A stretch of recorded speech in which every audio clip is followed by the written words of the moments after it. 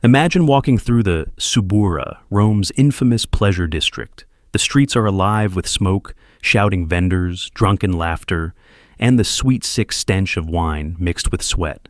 Here, senators and slaves mingle in the shadows, all boundaries of rank briefly forgotten. In a dingy brothel, you glance at the workers lined up for clients, and then your blood runs cold. Beneath the thick powder and garish rouge, you recognize the unmistakable face of a woman you have seen at the emperor's side during solemn religious rites.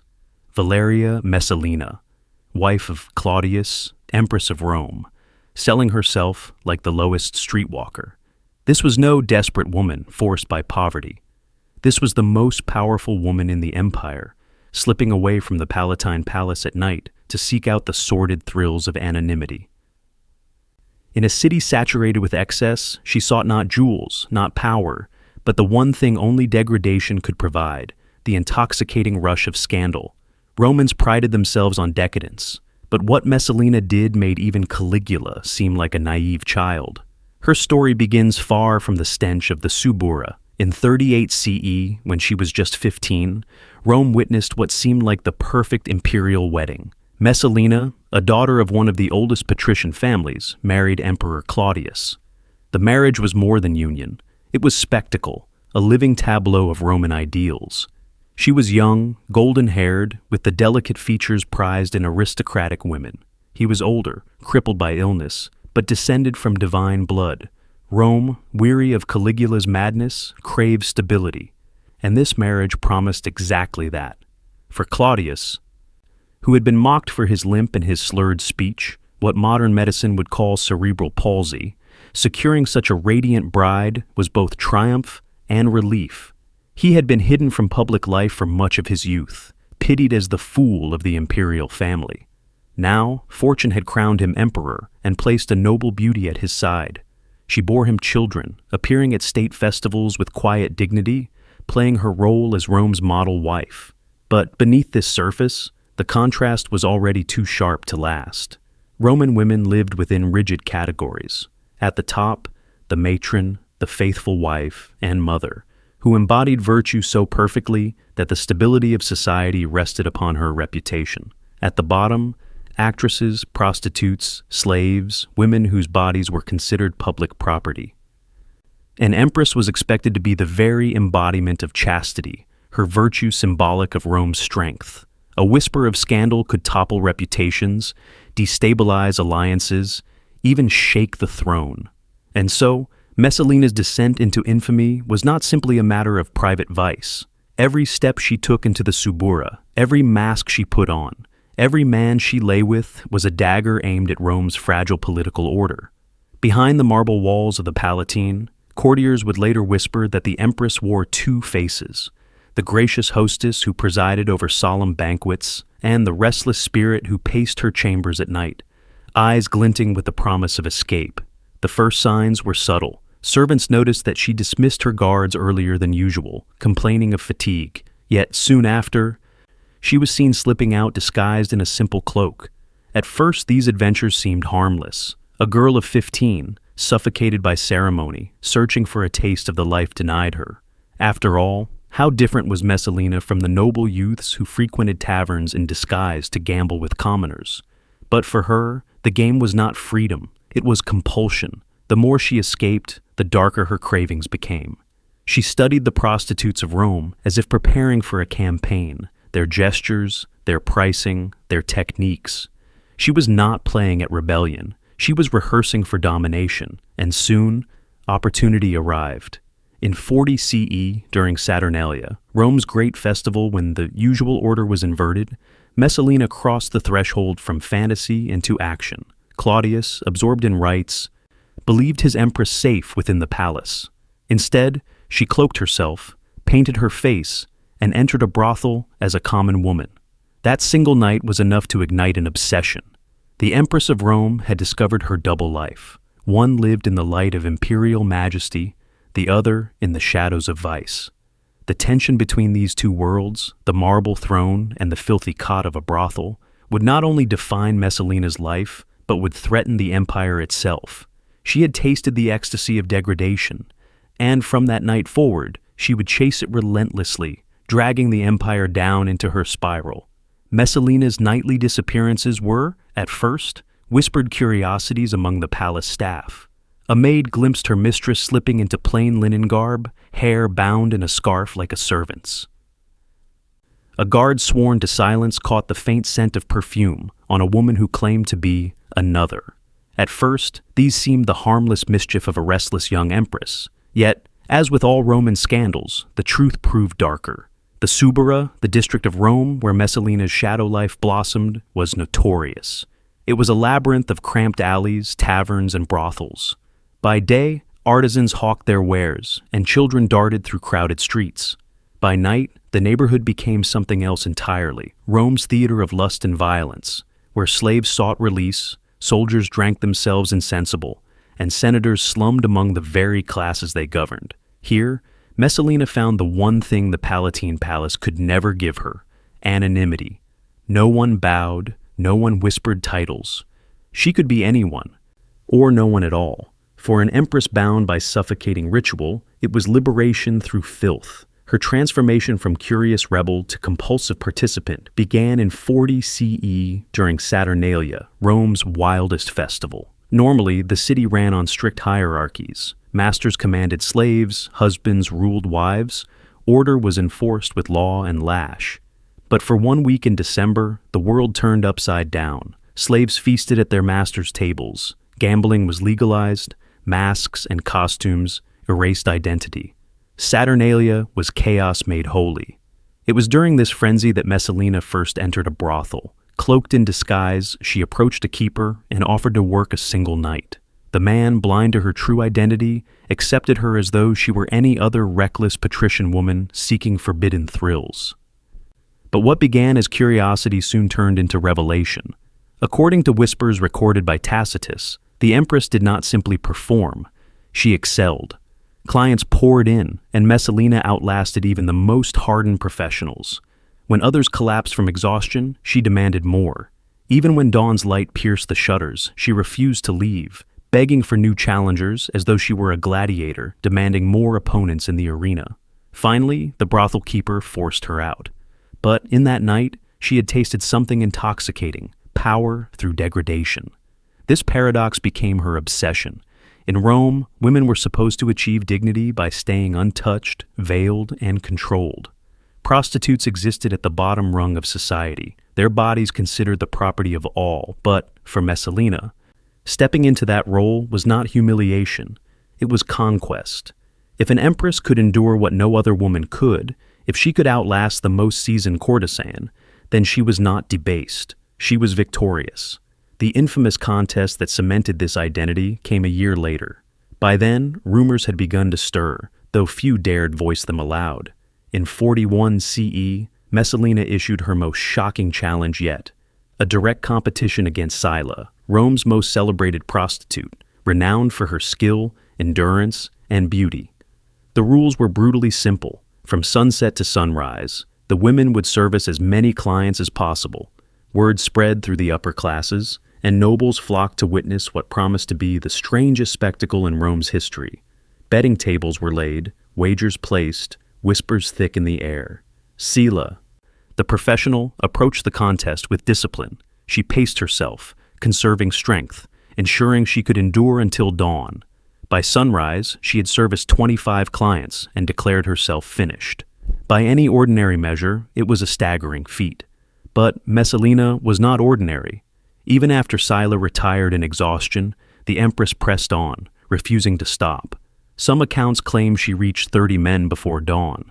Others suggest she demanded more, but there were none left to take her. Tacitus records that when asked why she continued, she replied coldly, "The empress is still thirsty." The silence that followed was not admiration, but horror. Those who witnessed the contest realized they had seen something beyond lust, something pathological, dangerous, almost inhuman. To the Romans, sex was not inherently shameful. Prostitution was legal and adultery common among the elite. What shocked them was not the act itself, but the identity of the woman committing it. An empress was supposed to embody the sanctity of Rome itself. For her to strip herself in a brothel was not just scandal, it was sacrilege. And yet, Messalina was far from finished. What began as reckless rebellion had become a campaign. She was no longer sneaking into brothels for pleasure. She was training herself, mastering vice as others mastered politics or war. In her mind, she was building an empire of flesh, one conquest at a time.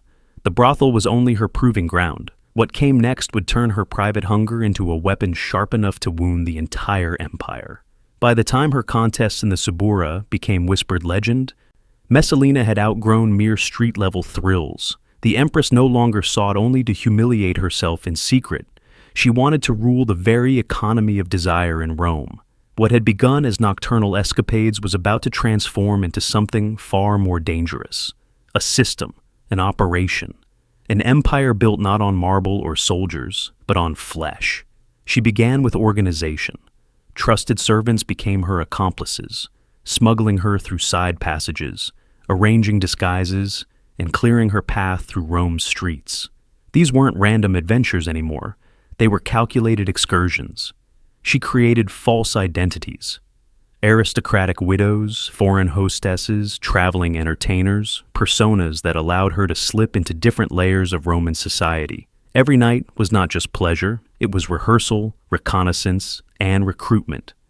By 42 CE, Messalina made her most audacious move. She established what later historians would describe as one of the boldest criminal enterprises of antiquity, an imperial brothel. It was no dingy Subura establishment hidden in filth. Her house of pleasure was set within a luxurious villa near the Campus Martius, disguised as a private club for Rome's elite. To outsiders, it seemed an exclusive circle for refined gatherings. In truth, it was the heart of her empire of lust. The genius and cruelty of her plan lay in recruitment. Messalina did not rely on slaves or common courtesans. Instead, she coerced noble women into service, senators' wives, daughters of generals, patrician matrons who should have embodied Rome's ideals of virtue. Messalina dragged them into degradation under threat of ruin. She could promise wealth and favor.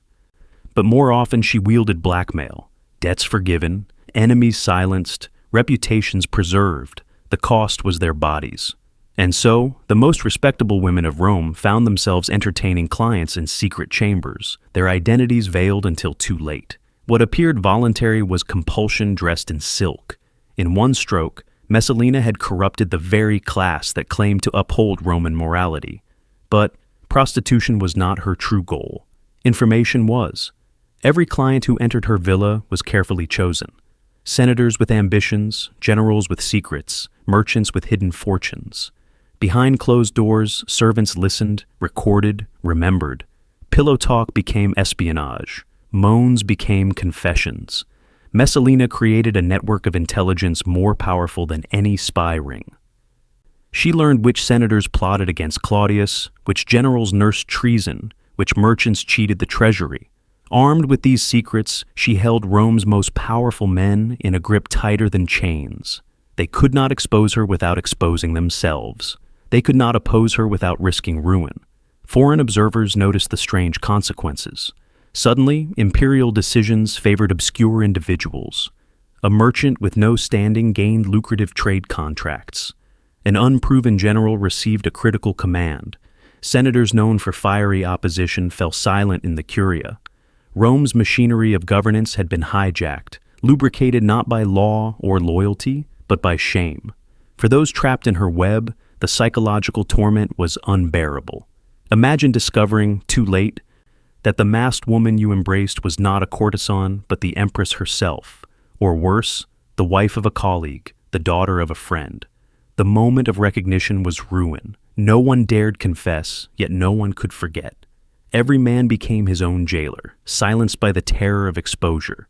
Messalina had discovered something more powerful than lust, humiliation as a weapon. Executions could eliminate an enemy, but scandal destroyed him more completely. A man executed might be remembered as a martyr. A man compromised in her brothel would be remembered only in whispers, his dignity forever stripped away.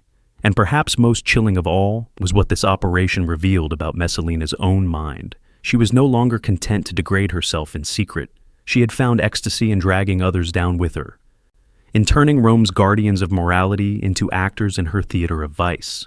In her villa, she was not merely an empress, she was a puppeteer, pulling strings of lust and fear, weaving a net so intricate that even Claudius himself, ignorant, trusting, occupied with state rituals, remained entangled without ever knowing. Rome had seen tyrants who ruled with terror, emperors who killed for sport, rulers who squandered fortunes on spectacle. But never before had its stability been corroded by something so intimate, so insidious.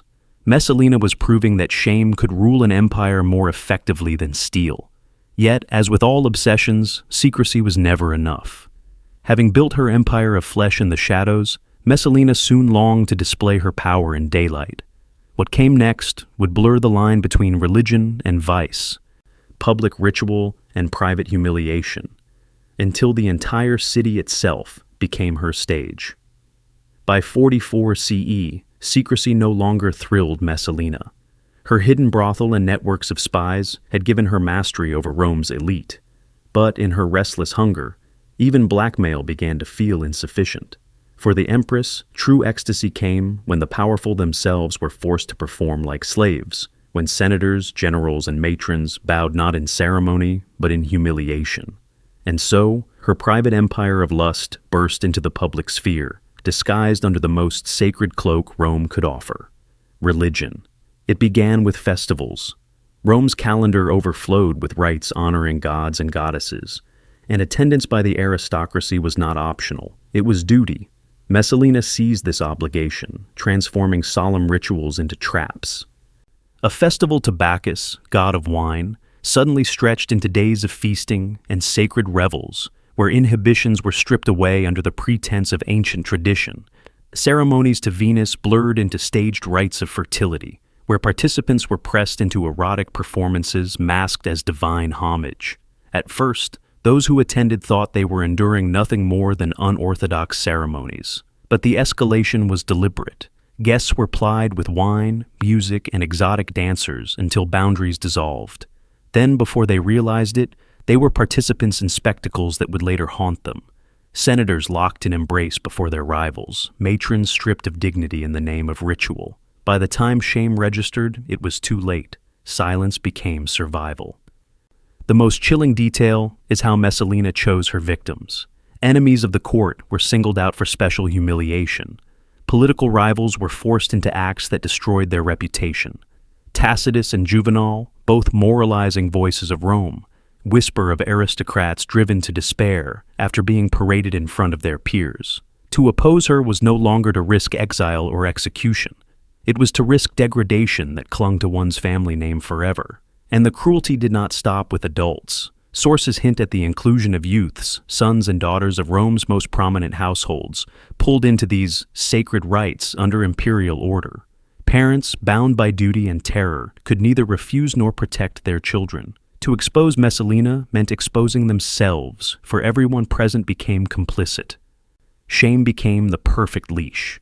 Foreign ambassadors noticed the change. Negotiations with Roman officials became strange affairs. Senators who once thundered with confidence now avoided eye contact, their voices subdued, their wills broken. Generals appeared distracted, as though their minds were held hostage elsewhere. To outsiders, Rome's ruling class looked hollowed, as though the very backbone of the empire had been cracked by unseen hands. In the Palatine, however, Messalina reveled. To her, this was more than lust. It was theater.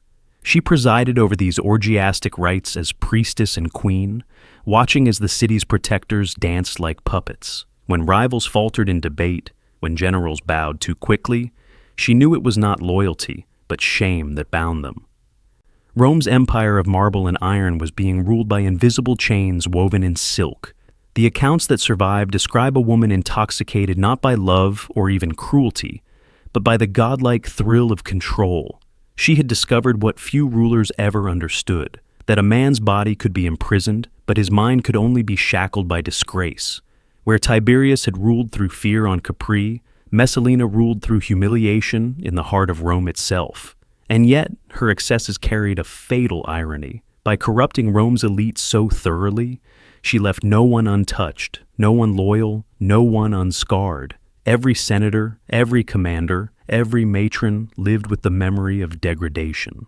And when the time came, when the mask of her power finally cracked, it meant that no one would rush to defend her. For the moment, however, Messalina believed herself untouchable.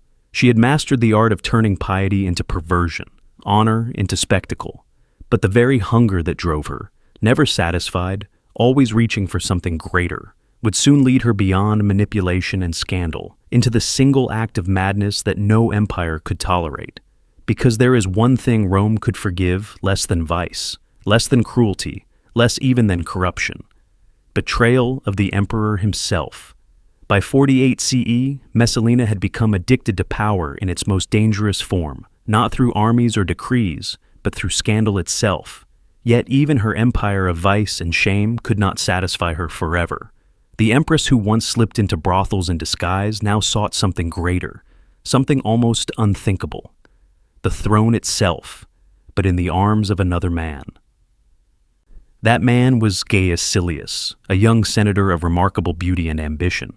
In a city where men schemed daily for imperial favor, Silius seemed chosen not by politics, but by desire. Messalina pursued him obsessively, making him her lover even while Claudius still ruled as emperor. At first, Silius basked in the attention. Who would dare refuse the advances of the Empress of Rome? But as their affair deepened, it became clear he was not simply a lover. He was being pulled into a nightmare. Messalina, no longer content with secrecy, staged what remains one of the most audacious acts in Roman history. She married Silius, publicly, legally, and with all the ceremonies of Rome's sacred law, while Claudius was still alive, still emperor, still her husband. This was no hidden tryst, no symbolic union whispered in shadow. Witnesses were summoned, contracts signed, sacrifices offered to the gods. The city's elite were forced to attend, unable to refuse the summons of their empress. To outsiders, the message was unmistakable. Messalina had replaced Claudius with her new husband, and the empire was to follow. The wedding celebrations stretched into days of debauchery, blending festival and rebellion. It was not a private scandal, it was a public declaration of betrayal. Senators feasted uneasily, watching as their empress laughed beside her new groom, calling him emperor, treating him as though Claudius had never existed. And all the while, whispers spread like fire. Was this madness, or was it treason? Roman law was unambiguous. Marriage to one man, while still wed to another, was bigamy, a crime punishable by death. But this was not merely bigamy. This was the Empress of Rome discarding the emperor as if he were irrelevant, crowning another man in his place. To the Senate, to the people, it looked like open revolution. Silius himself seemed trapped by the enormity of what had happened. At first flattered, he soon realized he had been pulled into an impossible position. Historical accounts suggest he begged Messalina to end their affair before it was too late. He knew the penalty for treason. He knew the emperor's wrath was slow to ignite, but devastating once unleashed. Yet Messalina pressed on, convinced that her power, her web of blackmail and scandal, would shield her. Claudius, meanwhile, remained away from Rome, inspecting grain supplies in Ostia. For a time, he knew nothing. The emperor, mocked as a fool by his own household, was the last to hear of his wife's betrayal. When loyal freedmen finally revealed the truth, Claudius reportedly laughed in disbelief. Even for Messalina, such a crime seemed impossible. How could the Empress of Rome marry another man in broad daylight, with witnesses, contracts, and priests? But the evidence was undeniable. Documents existed, witnesses had seen it, and worse still, the city itself buzzed with the story. Claudius, mocked all his life as weak, suddenly understood. This was not only personal betrayal, but a direct threat to his rule. If Rome believed Messalina's marriage valid, then Claudius was already an emperor in name only. Civil war loomed. The unraveling was swift. Freedmen and loyalists rallied around Claudius, urging him to act before Silius could gather support. Panic spread among those who had once enjoyed Messalina's protection.